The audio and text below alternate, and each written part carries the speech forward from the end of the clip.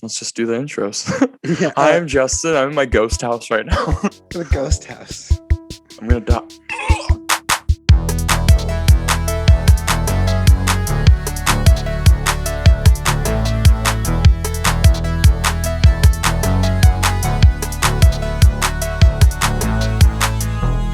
I've seen a couple Paranormal Activities. I know what they're like. This just makes me feel like it's an actual Paranormal Activity movie. Look at this. It's like the Blair Witch. It's writing itself right now. That's what's happening. All right, give it. We can give it. It makes me like a little freaked out. You make a lot of. It makes me kind of scared. You're like. I guess this works.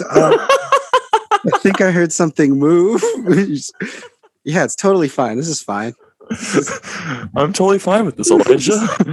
There's nothing wrong with this at all. Just spills. What is this? Paranormal Activity 17, right? Welcome to History of Popcorn with Justin and Elijah. As you saw, that was Justin. And now he's back. And I'm Elijah. We are your hosts. Hello. Is this episode? What episode is this? What number are we at? That's a good question. I think we're on episode. Technically, well, it's messed up because I don't really count our intro episode as an actual episode. So I think we're on episode 4. I think we're at 4 too. Yeah, I think we're on 4. With this light, you can see the scar on my nose. I'm really Owen Wilsoning this shit up. I thought Owen Wilson. I thought he actually broke his nose in Shanghai Noon. I thought that's when his nose got cracked. I was like, oh, that's going to be like that for the rest of his life because I didn't notice it before. But, oh no, that's the 5th time his nose broke. Yeah, they have to write it into every single script that Owen Wilson is in. So today's episode, we're going to be talking about Dungeons and Dragons, Space Jam 2. We got our first look at that. And Ryan Reynolds is still making movies that are not Deadpool. What? We're also going to be introducing a brand new segment called Box Office Redux. I believe that's how you say it, Redux. So, and then we're also going to, at the end of our episode, we're also doing our second DCOM revisited with Phantom of the Megaplex. I'm excited about that. Last week was Xenon Girls of the 21st Century. If you have any interest in that, go check that out from last week. Dungeons and Dragons, also known as D&D. It's a fantasy role-playing game. Have you ever played it? Did you? I didn't. I played it quite a few times. It was something that I like halfway through. I would never really understand what was happening, but or in the beginning I wouldn't understand what was happening. But once you start getting into it, it's a lot of fun because you get to just it's literally just a fuck around game. You can just do whatever you want, and you have like one guy that's kind of the main. The game master. Yeah, the game master. So yeah, it's fun. I've only done it like 4 times. I've been to like a couple parties. Do you remember what kind of character you made? Because you can be all sorts of things, like a human, an orc, elves, anything basically you want to be. I think I was an elf a few times. Yeah. And I think another time I was like I was a duke, or I know for a fact one of them was like I was the Joker. Like I was totally in the sidelines because I think that was the first time I did it because I was like, I don't know what the fuck to be, and there's like, you're wacky, just you're the Joker, and so like they would like occasionally the game master would be like, and the Joker comes in with a little trick. What's his trick gonna be? And I was like, I have a rabbit. Pull a rabbit out of a hat, and they're just like, really? That's all you're gonna do? Okay, fine. You pulled a rabbit out of his hat.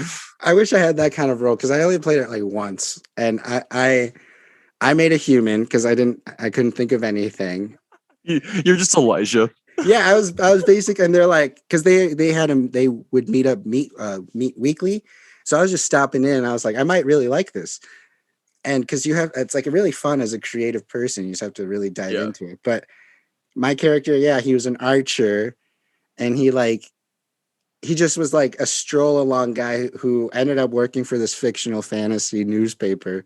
And I was like, oh, I like the way your group looks. Can I hang out with you guys and see what you're doing and tag along on your adventure? And then they're like, yeah, okay, come on, let's go. And we were in this like cave thing, and I didn't really do much. I just walked around with them and observed because I was like, I'm gonna observe at first, but I'm here if you absolutely need me. Dungeons and Dragons is coming in 2022, but it's becoming a movie, which is kind of a crazy concept. But I'm surprised it hasn't been done yet. I wonder why right now is the time. But its writer and director is Jonathan Goldstein and John Francis Daly, who did Vacation and Game Night. Those were the two directorial debuts. Mhm. They're mainly writers though, and they're a very good duo for this. I feel like they're a very genre breaking duo. Yes, because they did for writing wise, they did Horrible Bosses and what's the one that you said? There was another one. Cloudy with a Chance of Meatballs 2 and Spider-Man Homecoming. Yes, the sequel isn't as good as the first one, but hey, I think that the last episode we did, I had not mentioned the great and powerful Phil Lord and Chris Miller. So this is a perfect time to do that. I got sidetracked, but Dungeons and Dragons is a fantasy role-playing game, but it's coming out on the big screen, and they have a big star-studded cast coming. And I wanted to talk about this from the very first episode when we started this podcast, but I kept pushing it off for other stories. But the cast just kept getting bigger and bigger. So finally, it seems like they round out their main cast they finally cast their villain. So the cast goes as Chris Pine, Michelle Rodriguez, Justice Smith, Regé-Jean Page, Sophia Lillis, and Hugh Grant is the villain. Gotta love me some Hugh Grant. I love this Hugh Grant renaissance we're getting. Yeah, no, Bridget Jones's Diary, fucking Love Actually, About a Boy, dude. Hugh Grant was the greatest charmer of all time, and plus he was married to Elizabeth Hurley, who is also a charmer. Wow, where has she been? She was fuck man, I don't know. After Bedazzled, she didn't do much after that. Bedazzled, wow. She was in a movie with Brendan Fraser, right? I love mentioning Brendan Fraser any chance I get. Oh yeah. Hugh Grant is going to play the villain. There's only two characters that have names in Dungeons and Dragons. That's Hugh Grant is the villain. His name is Forge Fletcher, and Sophia Lillis's character, who's from It, and her character's name is Doric. She sounds like she's going to play some sort of Doric, D-O-R, or Dorich, maybe D-O-R-I-C. I thought her name was just literally Dork. Dork. It probably is. It's probably Dork, but that's her. Yeah, it's Dork. That's her. She's a dork. She's the main character. Elijah, is it really spelled like Dork, and you thought it was some special? No, it's D-O-R-I-C. No. Dork. No. Hopefully, Dork. Oh, maybe. She's gonna be like a badass, like orc fighter. Dork. But she's also knows math and science. Yeah. Yeah, I can see this playing out. I mean, I see it kind of going in the Lego movie direction. Yeah, no, I was thinking Jumanji. Yeah, I think they're gonna go in the direction of the Lego movie, where it's like they're gonna do like people playing the game on the outside, but it's not gonna be like as focused. It's all from the perspective of the game and the pieces. And it's like, because the whole thing about Dungeons and Dragons is it's leaving it up to chance. So it's like they're probably going to have a lot of jokes where they're going to have huge monologues of heroics and then a charge. And then the real person in real life is going to roll like a 1 out of 12. And then the thing's just going to fail. It's going to be like, oh, I get this concept, but they're going to play with that a lot. I feel like the meta-ness of Champ. But the directors, even though I didn't like Vacation, like their remake Vacation, I thought was too cynical. Game Night is one of the funniest movies I've seen in a theater like ever. That's what I love that movie, because it fits into like every genre. There's terrifying moments, super action moments, laughing moments, like dude, and Rachel McAdams in it just kills. Oh my god. Oh yeah, I forget that she's. Oh yeah, never mind. I can't use her on this list that we have. Anyway, I forget. But she kills in that movie, especially like when they're at the literally she kills. Oh no, he died. I love when they're at the bar and the way that she's she's holding the gun and then she hands it to Jason Bateman and then he holds it like he doesn't even hold it by the trigger, like he's just like, yeah, I'm gonna use this thing on him. It's so good.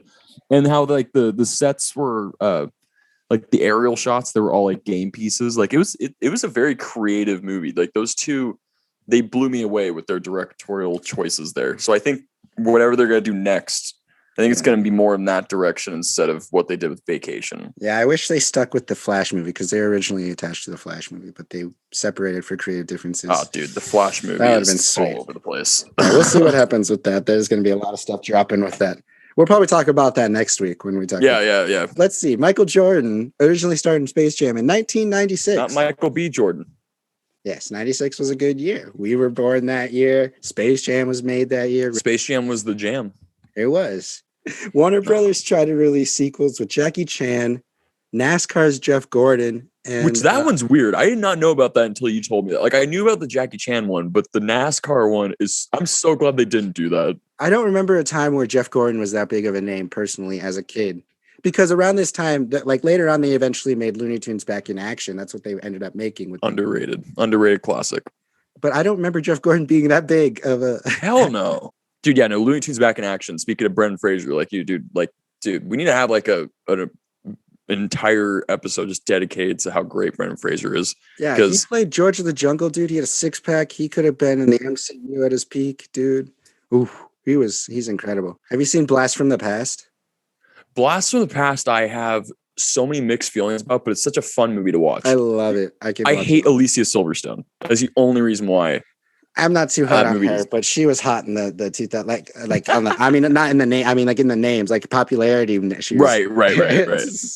Celebrity status. She was up there, but I mean, not Elijah's like, oh no, she was fucking sexy. And I don't give a shit what you're saying. Yeah, and we had Brendan Fraser's Looney Tunes, but that's what killed the franchise for a while. But we're getting a revival with LeBron James. LeBron James is coming to save the franchise of Looney Tunes. Who is that? He's an actor who was in, I believe, Trainwreck. Right? Yes, no, that's right. Amy Schumer introduced us to him. Yes, this is his follow-up to that. And I guess, oh, okay, here's the synopsis. I guess he's playing a real version of himself. NBA superstar, so he's a basketball player.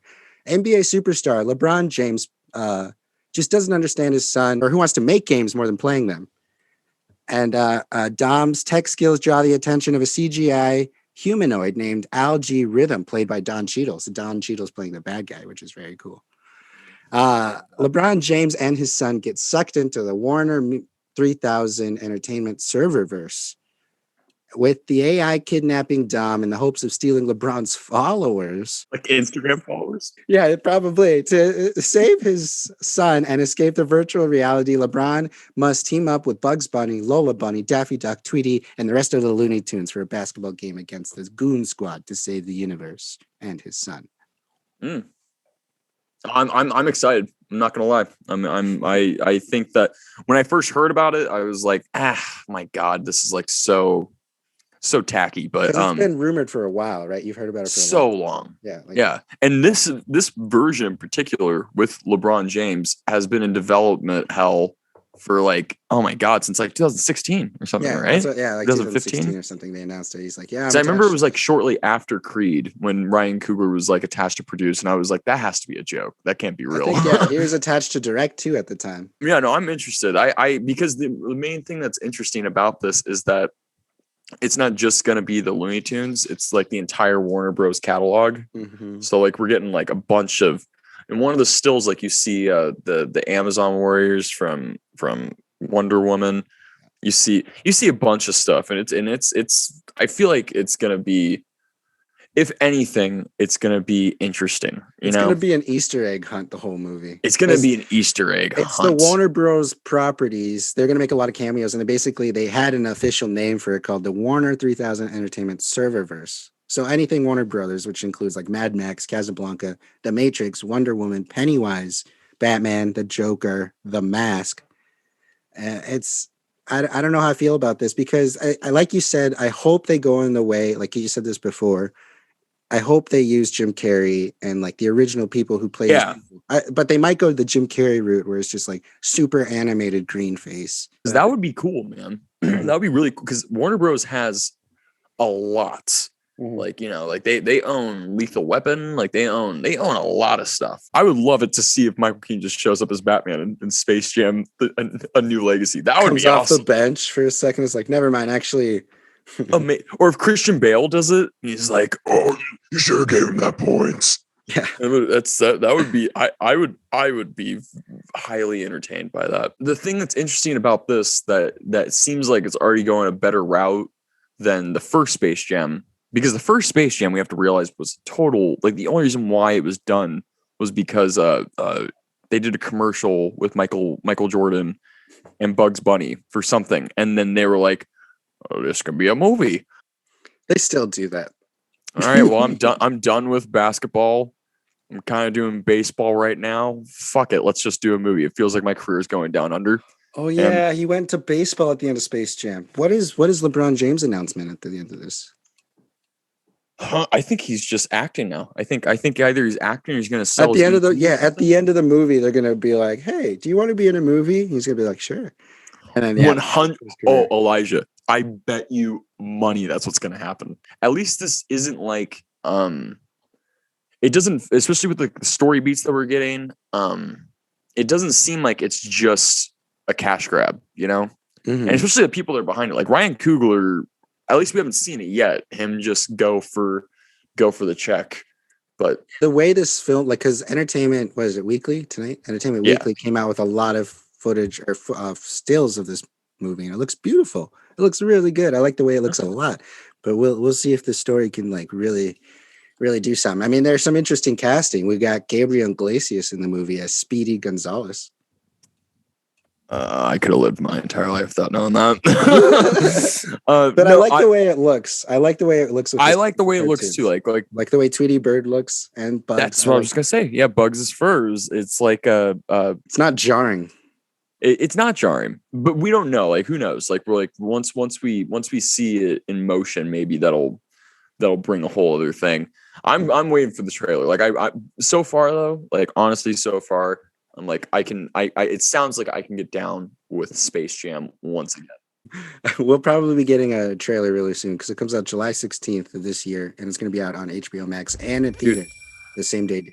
So this next movie, do you want to try talking about this next movie? I'll gladly praise Olivia Wilde's next directorial effort because she's amazing. Olivia Wilde, she directed Booksmart, and she's directing this next movie called Don't Worry, Darling.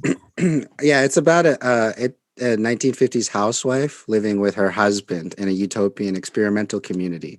And she begins to worry that her husband's glamorous company may be hiding disturbing secrets. Mm-hmm. And it stars Florence Pugh as the housewife. She's the girl from Little Women, right? Yes, and Midsummer and Fighting with Family. Thing is with Don't Worry, Darling, I'm so excited about is just Olivia Wilde in general. Like, she is, I've always been a fan of her as an actress, but like her directorial debut for Booksmart blew me away because it was a movie that like it shouldn't have worked because it's been done so many times. Well, the thing is that's so good about it is that it did coming of age movies right again, where it did it in a way where it was. It made it smart again, like it was Booksmart. It was Booksmart. No, and also the casting was fucking great. Like the girl, I can't remember her name, but she's Jonah Hill's sister, Beanie Feldstein. Yes, no, oh my god, no, she killed it. I can't remember the other's name too, but she's also fan-fucking-tastic. This is an interesting cast though, because there's some drama behind the scenes while they were shooting too, because they have Harry Styles in this film, and this is only his. Don't you mean Shia LaBeouf? Once upon a time, yes. He did Harry Styles replaced Shia LaBeouf on a couple weeks into shooting this movie because Olivia Wilde came out with a interview and said she has a no asshole policy, which good on her. Yeah, Shia LaBeouf broke. And so he was replaced with the darling Harry Styles of One Direction fame, which I think is an interesting choice because he's only been in one other full film, which was Dunkirk, and there's not any dialogue in that film. The script had no dialogue, and he blended in with all his other actors, so he did not stick out one bit. Which I mean, like, can be a good thing, but also it's like, I mean, like, honestly, like, there's been so many directors who. Their first movie's amazing, and their second movie is like, what are you trying to do here? But I don't know. I trust her, and like I think that she's gonna. I think that she's gonna start a whole new career of being a fantastic director. And they just wrapped filming, so we aren't gonna get. There's no release date or anything, but I like the cinematographer Matthew Libatique. He's a big Darren Aronofsky collaborator. He did Requiem for a Dream, Phone Booth, The Fountain, Black Swan, Birds of Prey, and that recent Netflix The Prom. Oh, he did Birds of Prey. Birds of Prey was shot very well. Yeah. Birds of Prey actually shocked me. I thought that movie was actually a lot of fun. I'm excited to see what this visually is going to be like, because it's not a comedy like Booksmart at all. It doesn't sound like. No, and see, that's what I'm excited. That's why this gets me going, because like I already love Olivia Wilde, and I loved her first movie, and the fact that she is going a complete 180. It's not like she's doing like a college movie now, or like doing a road trip comedy. Not a comedy at all. Like, this is going to be like something that really has like some social messages about like 50s housewives and stuff. And Control, probably. Yeah. No, it's an interesting concept to it has definitely it oozes social commentary right there. It could go either way too, because it says experimental community, a utopian experimental community. So we don't know where it could take place in the future. And she's like, right. Who knows what this could be? I have no idea what this could be. Yeah, it can go many ways, and I think that's what's so awesome about it. I'm hoping that if they release a trailer, that it'll be as vague as possible.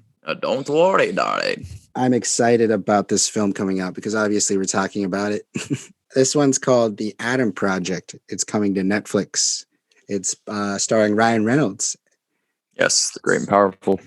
I'm very excited because it's a time travel movie. It's about Ryan Reynolds, who has to go back in time to get help from his 13-year-old self. And together they must find their late father, played by Mark Ruffalo, to set things right in order to save the future. That's a good cast. Ryan Reynolds and Mark Ruffalo playing off each other. Oh my God. That's actually a duo made in heaven right there. Mm-hmm. Deadpool and Hulk. Yeah. Deadpool and Hulk. Oh man. When are we gonna get that Hulk movie? I feel like he deserves it now. This is gonna be awesome. I mean, who knows? It's gonna be awesome. I have hope. I have hope. Yeah, Ryan Reynolds is producing. He's usually has a good taste in his own films at this point. He's one of those producers who's producing good films, I feel like, for himself. Totally. Yeah, no, like I mean, like you and I were talking about before, like I feel like he is becoming a bit of a stereotype of himself. Mm-hmm. And this movie, at least from the stills and from it's not like R-rated. It's gonna be family. It's gonna be a family film. I feel like PG-13. Well, yeah. Hopefully. But I mean, like, yeah, but that's family, Anyways, this it just seems like it's something where like it just seems like Ryan Reynolds is gonna be acting again, and it's not just gonna be him being like, "Don't you notice what we're doing here?" Witty voiceover. Yeah, just witty everything.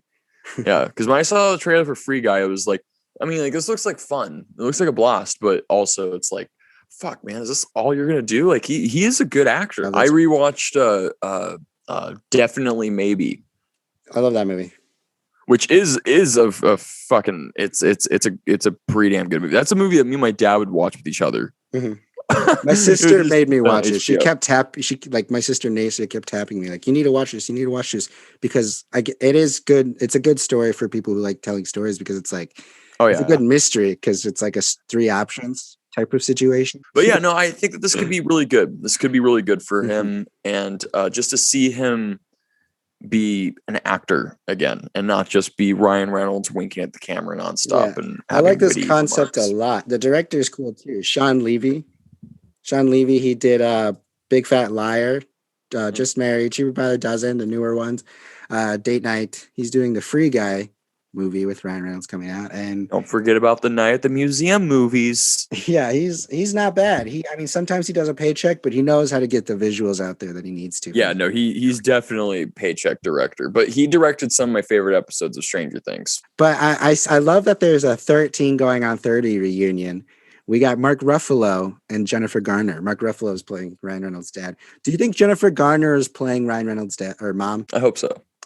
I mean, they have to make a romance between Mark Ruffalo and Jennifer Garner because they wrap shooting and they mention, they're like, look, 13 going on 30 reunion when they finally wrapped, because they're like, we got to finish the movie first, make sure nothing happens.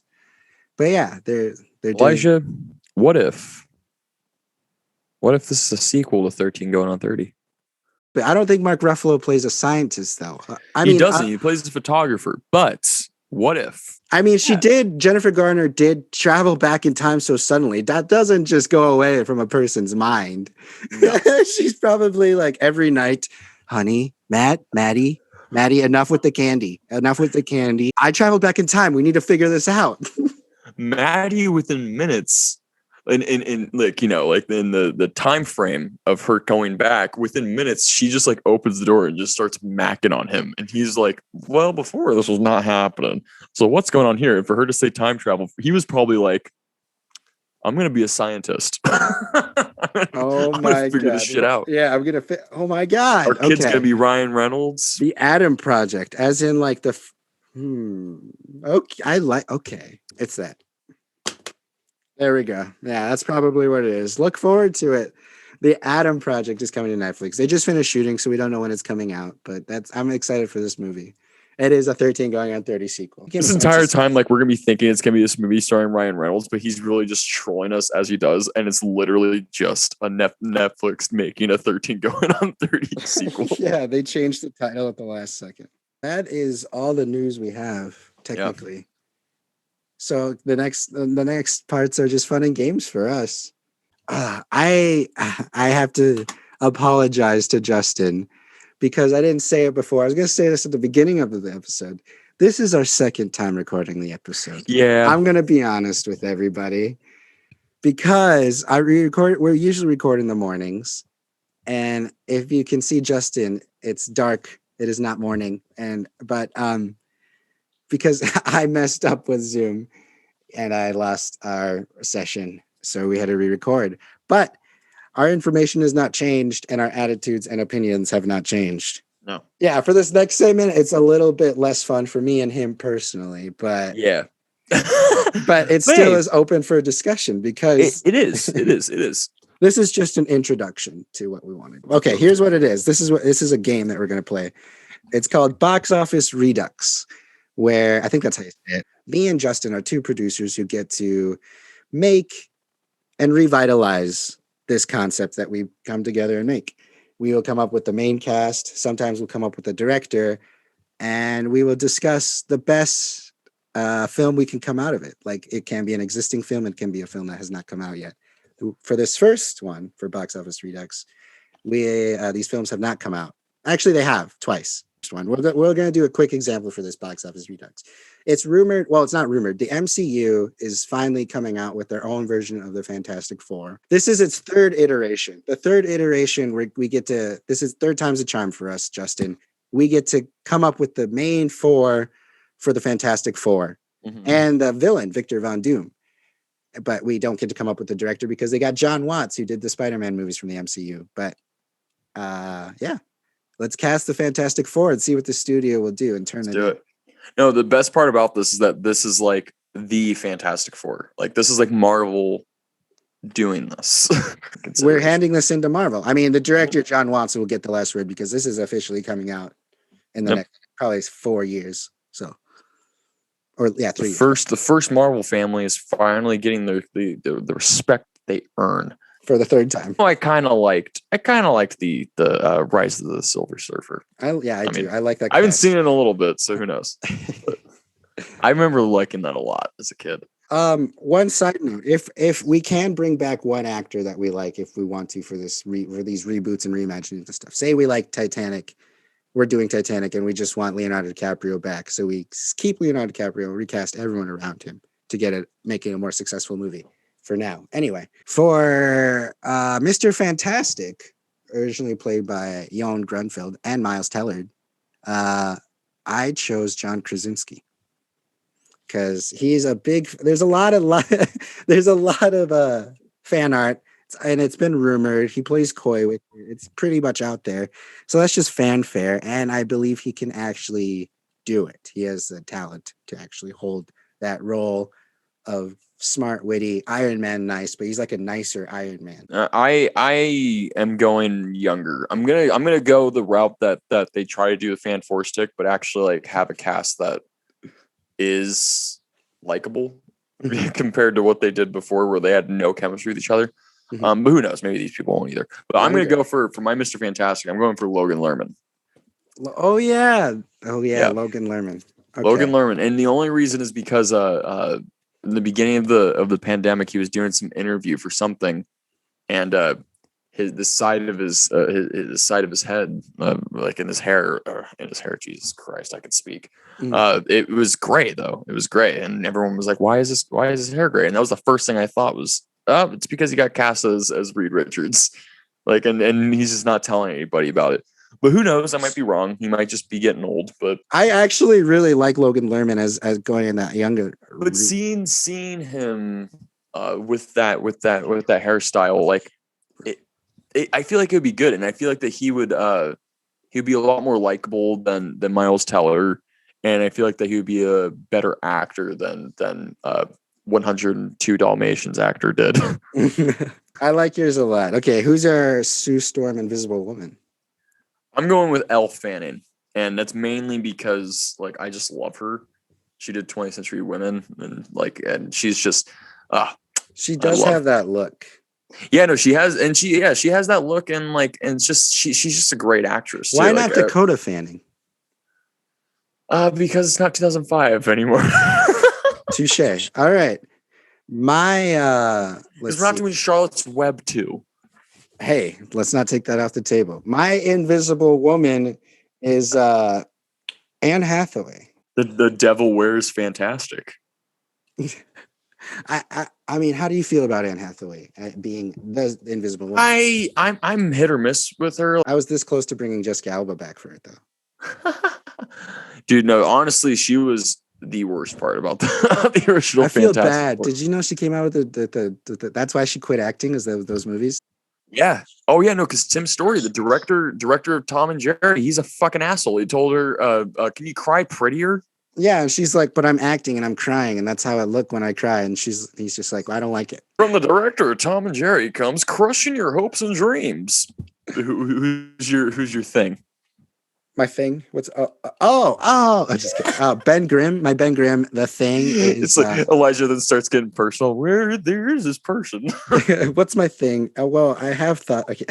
Ben Grimm. The Thing. I chose Joseph Gordon-Levitt actually because I kind of don't like the way he looks anymore. He's too famous now that I don't believe. Joseph Gordon-Levitt? Yeah. Oh my god! So the only reason why you're doing it is just so you can be CGI'd the entire time. Basically, but I believe in his performance skills. But there's some about his face I don't like anymore. Because I ran into him at a bar one time. Maybe that's why I just don't like seeing his face. What? I was embarrassed. Oh shit! It was really Elijah's name dropping.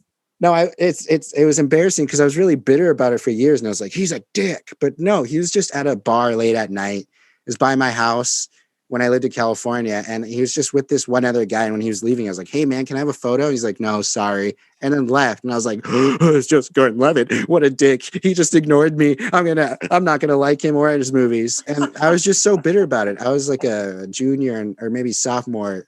No, this was sophomore maybe in high school. So this was Don John, Joseph Gordon-Levitt. It was kind of around that time where I was like, I don't even like his movies, but I mean, I do like a lot of his, like 50/50 is incredible. But yeah, 50/50 is amazing. He's just too famous for me or something for me to see his face. Like I want to hear I don't know. That's why I chose him as The Thing. My thing is Taron Egerton, or I have two. Taron Egerton and or Lucas Hedges. I like Taron a lot. I like the Taron. I know. I think Taron Egerton would be cool because he's already got that kind of physique that Jamie Bell was trying to do for Fant Four Stick, and also I feel like that he has. Oh, I feel like he's a really good actor. I thought that he was fantastic in Rocket Man as Elton John, and I also said Lucas Hedges though because Lucas Hedges in Manchester by the Sea, he kind of has that aggro energy. I don't know if you want to take away that guy's face. I'm one of those people who will say that. Okay, and that's why I have both of them, because if I was going to take away, I like Taron's face more than Lucas Hedges. Really? Like Lucas Hedges, I feel like we can get rid of that face. I feel like him and I actually like share some similar features, so maybe that's why I don't like him. If I had to choose one though, I think I would go with Taron Egerton. I'll let Kevin Feige decide. Okay, so we have The Thing, Invisible Woman, and Mr. Fantastic. Who is your Human Torch, Johnny Storm, the sibling of Sue Storm? Man, this one shit gets weird. I'm going the sweet life with Johnny Storm. No. I'm gonna go with Cole Sprouse.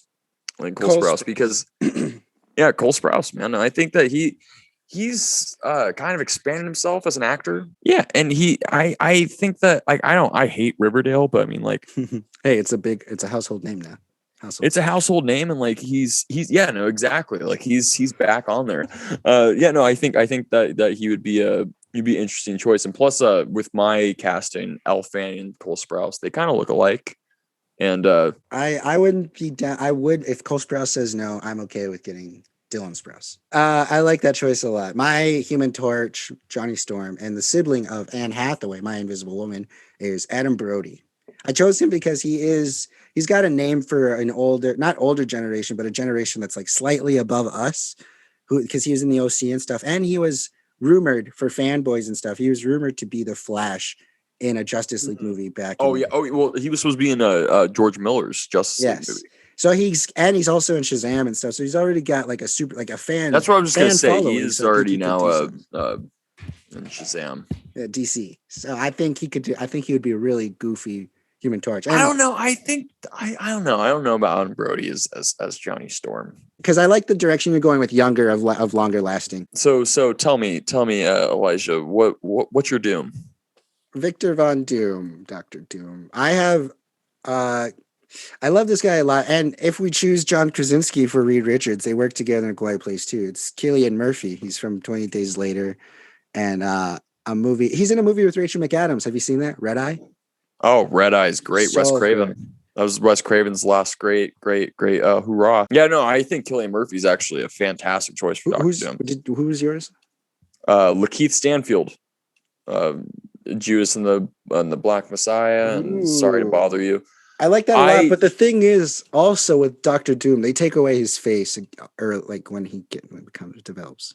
They do, but if they go the Rise of the Silver Surfer route, they bring back his face. I think it'd be cool because I mean, like the thing with Fantastic Four, he's his face is there pretty much until the end. I think Lakeith Stanfield could deliver that though. I feel like that he would be a great villain. But I like Cillian Murphy though. I do like Cillian Murphy. I do like how you and I went completely different directions. Where you went, this is going to be an adult. Like the only reason why I'm going young because it's like if they're going to be older, I feel like their powers were already like kind of developed. And if their powers are developed, they're going to do like the thing that they do with Captain Marvel, where like she's been here the entire time. It's like, well, where the fuck was she? Well, I think there's a lot of theories that this could go with Fantastic Four, but I love your idea of a younger cast. Now that we talk about it more, like save John Krasinski for something cooler, Adam Brody for something cooler. Yeah, I like the young cast that you have actually a lot. So, but we're just going to turn in those names to John Watts, the director. But I have one more question for you: is what MCU cameo would you throw into this Fantastic Four movie? I don't know, maybe Black Widow. Really? What? In Fantastic Four, Scarlett Johansson out of every single character. I couldn't say. Like I have to. I want to go with. I'll just say Ant-Man for my Fantastic Four because I'm just thinking actors I want to see with that cast. You know what? That's Paul Rudd with that's the Fantastic actually Four. That you fucking nailed it. Yeah. That'd be so fun. All right. Well, that's what basically Box Office Redux will be that. Although we will have to agree on the cast of it by the end of it for future segments, but for that, it's just fan casting basically, and on why we think it's just fantastic cast. Fantastic casting, man. Basically, I just want to drop the news of the MCU is bringing X-Men into the universe, and they're going to call them the Mutants. Yeah.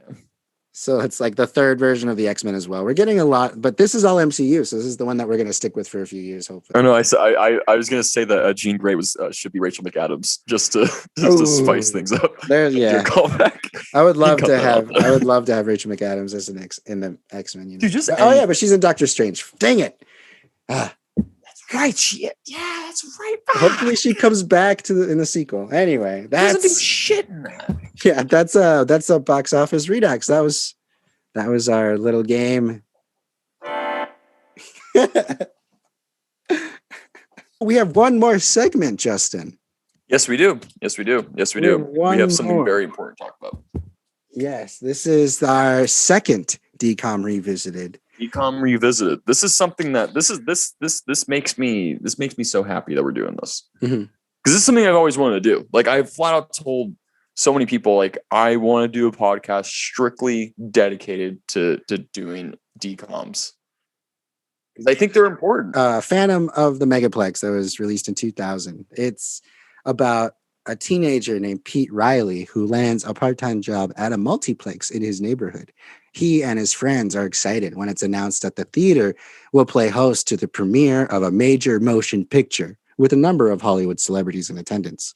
However, when the big night comes, Pete has to contend with disappearing staff, malfunctioning equipment, and a broken popcorn machine. And also playing hockey to get some gumballs in a trash can. Oh yeah, I learned a new way to clean. Dude, yeah.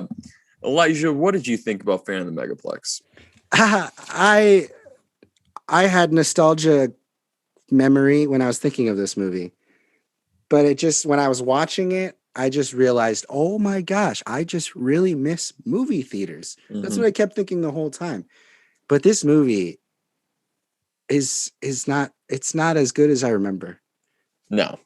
It hurts to say, because I remember it being at the time, because I was just like a huge movie theater fan. Like it reminded me of all the movie theaters growing up, because it was like that's what it looked like. I miss movie theaters. Just hold on. No, dude, no, I'm with you. No, I remember loving this movie as a kid. This was like one of those movies that would play at like 3:00 in the morning, and my brother and I would watch it and be like, "Oh, cool, this movie's cool," and that's just it. Like it's like, you know, like we never really watched it again. But something that's interesting about this is the fact that the love of just cinema in a kids movie like this, it's like Quentin Tarantino level of like the love of cinema. That's what gets me through it.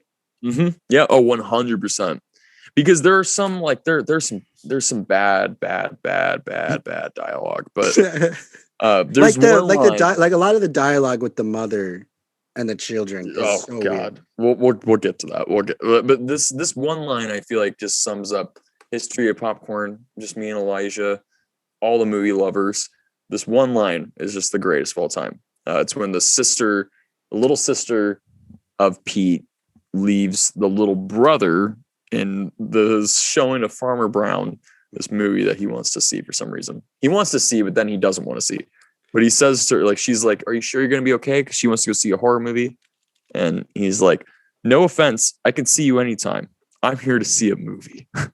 And he just sits back in his chair. That is the greatest line of all time, because I'm pretty sure I've said that like 80 times in my life. Yeah. I've seen you I've said that pretty much in all my relationships. I see you all the time. I'm here to see a movie. You can leave. I'm totally fine with it. The ambition is there. The outcome is not. Like the main kid, not the main kid, the Brian, the young kid, the younger brother. He should have been the start. He should have been the start of it.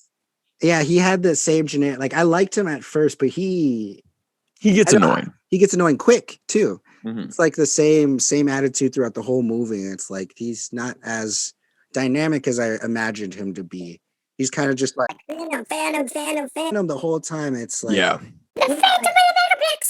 Before the like audience, the audience even knows like anything about the Phantom, he's just like, it's really annoying. It's like there's no teasing about it. That is true. There is absolutely no teasing. It goes from it being a Disney Channel movie to it being immediately like, oh, now it's a horror movie. Like, there's the Phantom, and it just, you're right. It does just come out of nowhere. Well, see, that's what I think that the movie did wrong. Where it was like, I feel like it should have been about him. And he loves movies. He's the one who believes he's the boy who cried wolf. Could have been such a better movie, but no, and they're all just kind of, it follows Pete, the older brother. It's like, who is this kid? And he is just the worst lead, the blandest lead. He's the worst actor of this movie, 100%. It doesn't seem like any of his lines worked on first recording of the scenes. It seems like he had to come, the director was like, his name's Taylor. The director's like, "Taylor, come in. We have to dub every single one of your lines because they do not sound convincing." So every single one of his lines, even though it starts off narration, he's like, "What's up, guys? I work at a Megaplex, and it's the coolest place ever." Like he talks like that the whole way. It's like they got the acting coach of all the Disney Channel, like when they're like doing the hi, I'm Hilary Duff from Lizzie McGuire. He sounds like a Teenage Mutant Ninja Turtle. He just like Michelangelo. Yeah, but that kid, he reminded me of the kid from Catch That Kid. Do you know who I'm talking about? Oh my god, with Kristen Stewart, huh? Yeah, and Corbin Blue. Max Thier. I haven't thought about that movie in forever. That main actor, I kept looking at him. I'm like, that's not Max Thier from Catch That Kid? It's not. Is it not him? No, it's not. I'm glad it's not, because Max is way more talented. Go watch Catch That Kid. I haven't seen that movie so oh my god, you just blew my fucking mind. But this movie is wild. It is. It's supposed to be better than it is, obviously, but it's a kid's movie. But like you said, the ambition and the love of movies is all there, and it's personified in Mickey Rooney, his character, like the movie Mason. It is, and also like that's another just hardcore weak spot of the movie is Mickey Rooney. You can tell he doesn't want to be there, and B, his like he delivers his monologue, and he is like you could see his eyes going back and forth, and it's not going back and forth because he's losing his mind or getting sleepy. It's because he's fucking reading cue cards. Maybe there was like somebody like back then that was keeping him awake. Stay awake, Mickey. We're shooting. What if like everything he said wasn't even in the script? He literally was just talking, and they they had like a watch right there, and they're just like, go to sleep. We've been shooting for 15 hours. Yeah, everything of Mickey Rooney, it seemed like they only had like 2 days of him. It seemed like they had a limited time with Mickey Rooney, which makes sense because it's Mickey Rooney, and it's just a Disney Channel original movie at that time. So they probably, and he could probably a little bit affordable, but he has a couple really good quotes, and I even love that monologue on paper that he writes. It's beautiful. Hell yeah, no, dude, no, he has the best. He honestly does have the best lines. I just wish that he was awake when he was delivering them. Yeah, and they randomly throw in a musical sequence where he sings, but some of the quotes he has is. Oh yeah, I thought that was just a dream that I had, Elijah. That really did happen, huh? Yeah, and I waited. I watched through the credits. He doesn't sing at all. He's all dubbed. It says performed by. It is not Mickey Rooney, but hey, he danced. Whoever did that though, whoever did that voice, they did a fantastic job. They imitated him. It still sounds like Mickey Rooney singing, but it's not Mickey Rooney. It's like, okay. I love that Mickey Rooney was like, I'll dance, I'll dance and I'll lip sync, but I'm not singing. My heart can't take it. There's a lot of fake movies that are in this movie, and I want to ask you, of all of them, which one would you watch opening weekend? They're all playing opening weekend. Farmer Brown, 100%. That's the only one I didn't write down, honestly.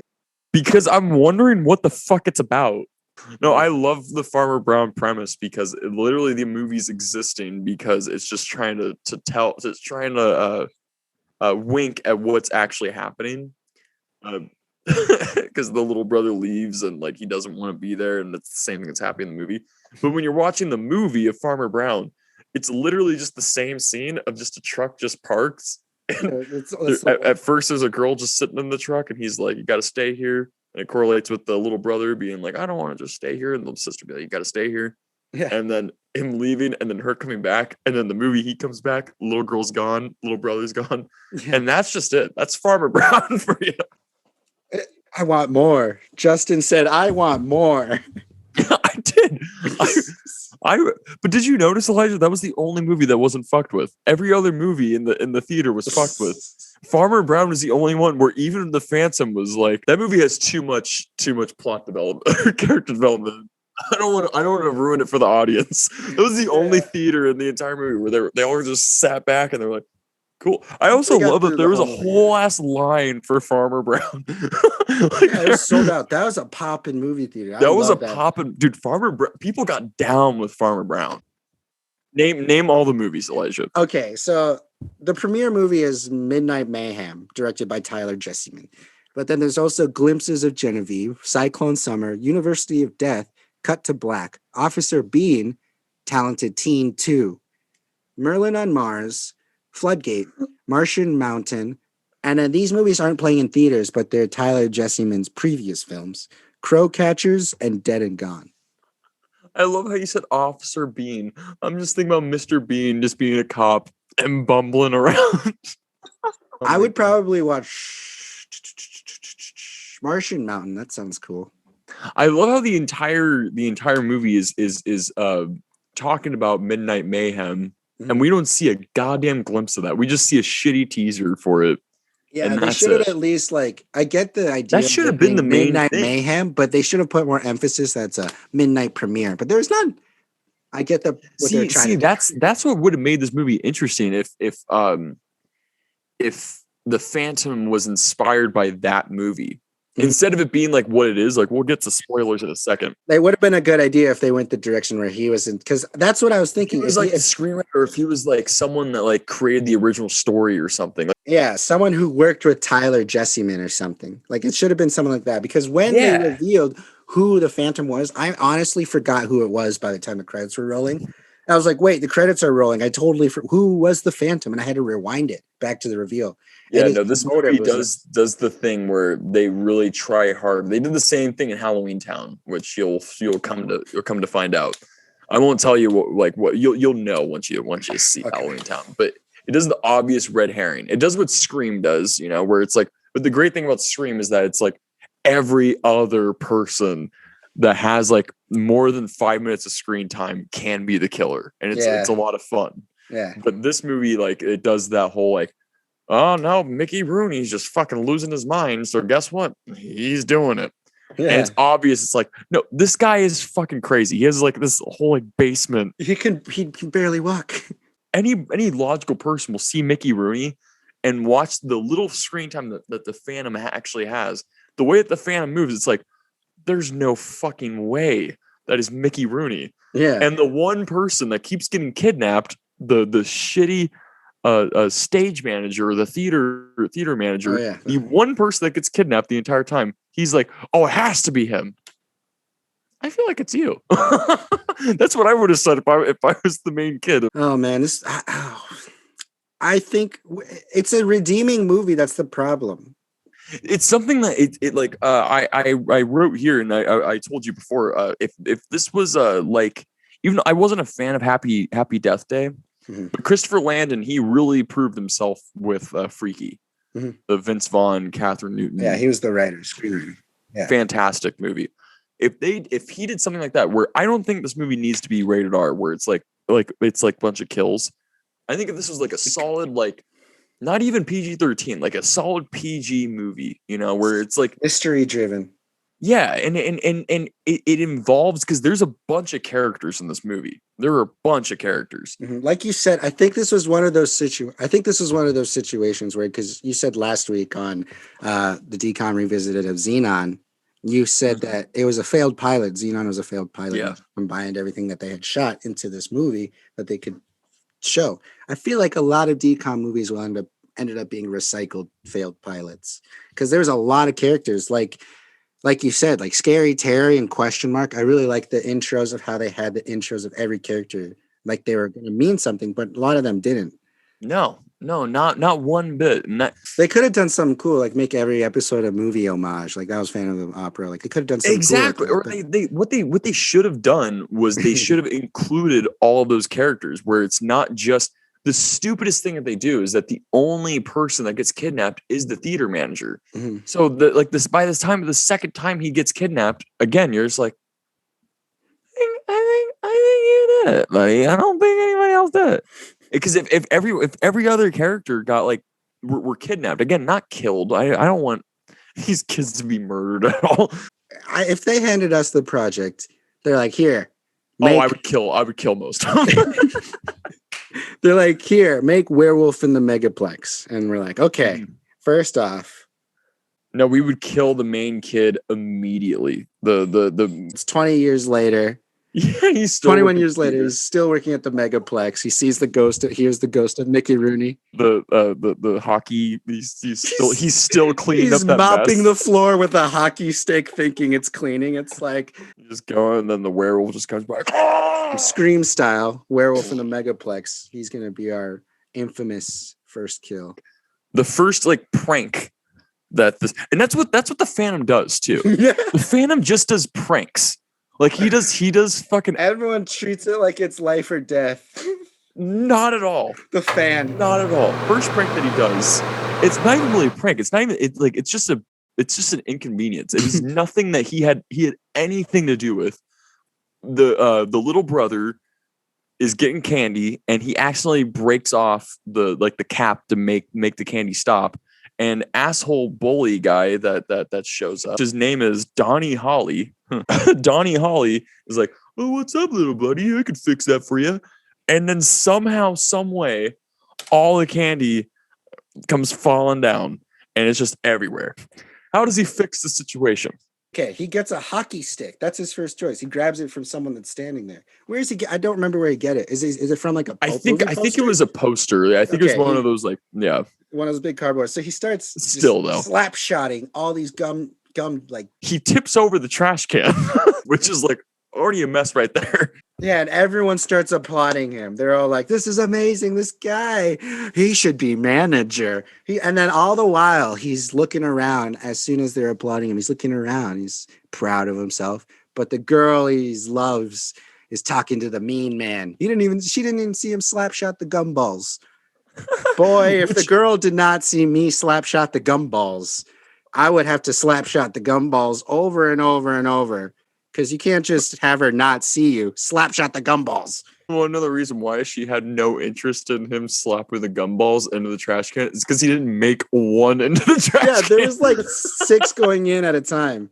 There was like 6 going in. I was like, what? He's making it worse. I was like, I'm surprised he's not whipping people with it on the side. It's just like, ow, you're getting hit. See, the popcorn machine too. Like, I feel like the Phantom only did legitimately. I think the Phantom only did 3 things. I couldn't even tell that the Phantom did those things. Like they were just happening, and I'm like, no, the popcorn machine. I know, like I said to you before. I feel like that this is it just shows that everybody that works at this Megaplex are just really bad at their jobs. There's a lot of people there. I'm surprised no one saw anything at any time. Like the popcorn machine, especially the popcorn machine, like going ballistic. It's like, what was the Phantom thinking here? Like, what was Sean, the theater manager, like? Oh, well, I'm gonna fuck with the popcorn machine. They're not gonna remember to unplug it because he wants to get noticed, which is so. Maybe here's dumb. A theory: redemption for the Phantom. Since he's the manager, he was causing all these problems, so he wanted the employees to go to the manager and be like, help me, so he would be the savior. Yeah, but they didn't do that. They did not do that. Instead, they'd be like, manager, we himself. need you. He'd be like, okay, I can save the day, and he keeps solving all these problems. It shouldn't have been what's his nuts tail or Pete. It shouldn't have been Pete solving it. All this is happening, and it ends up being revealed that it's the theater manager, Steven, I think his name is, who's doing all of this, and the only reason is because he wants to get the attention of the main theater owner. Mm-hmm. That's it. That's the only thing. I like what you said, that it should have been someone connected to the movie that they're. Yeah. Like, what if he I think I don't mind it being him. You know, there was just nothing to it. It was literally it was obvious, but it wasn't intentionally obvious. Yeah, and the fact that he was just like, oh, I don't have the attention I deserve, and then this character, the guy that did all of this hubbub. What happens?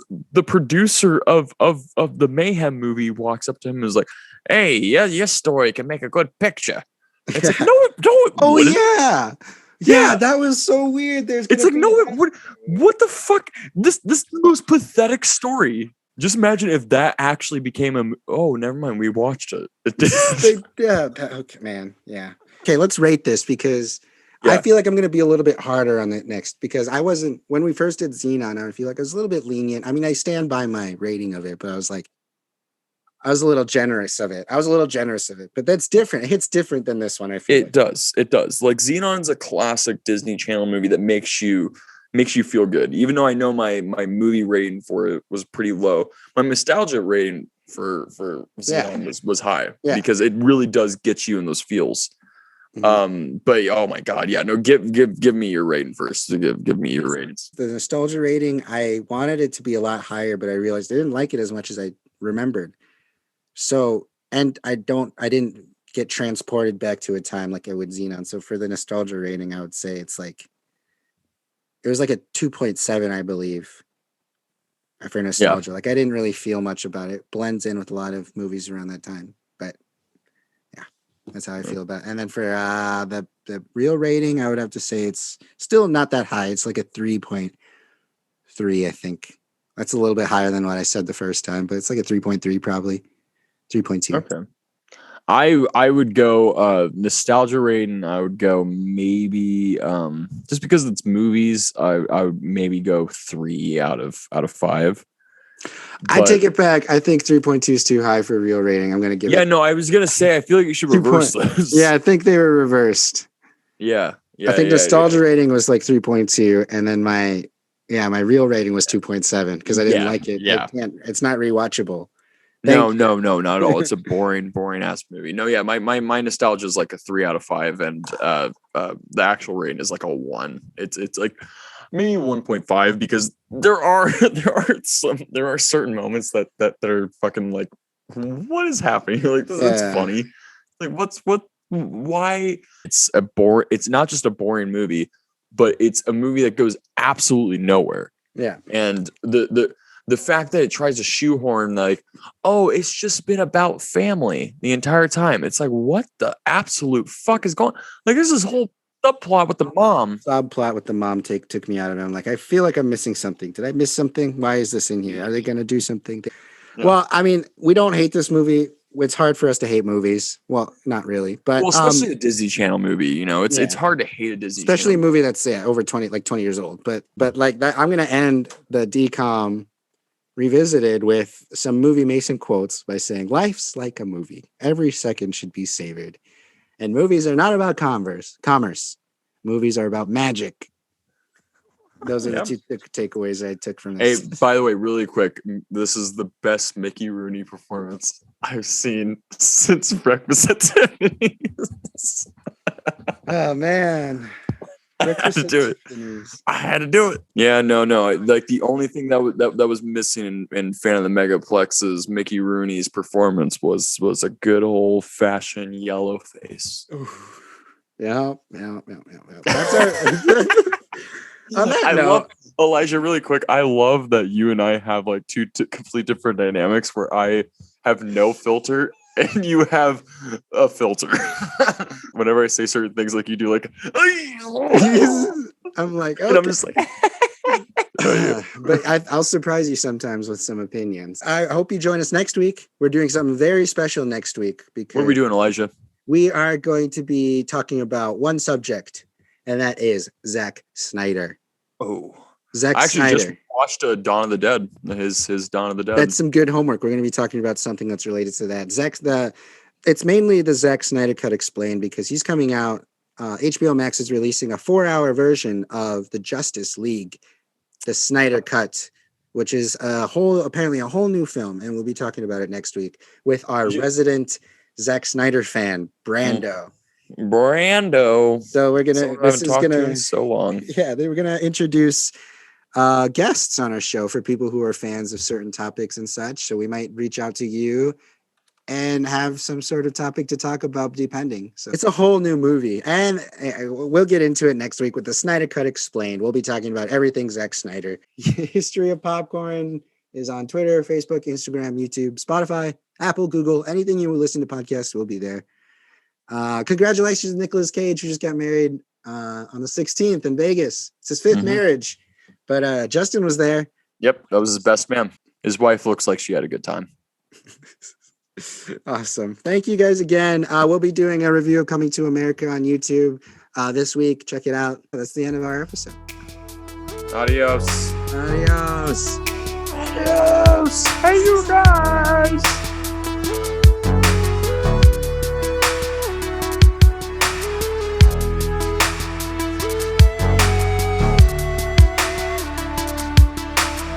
Because you can't just have her not see you. Slapshot the gumballs.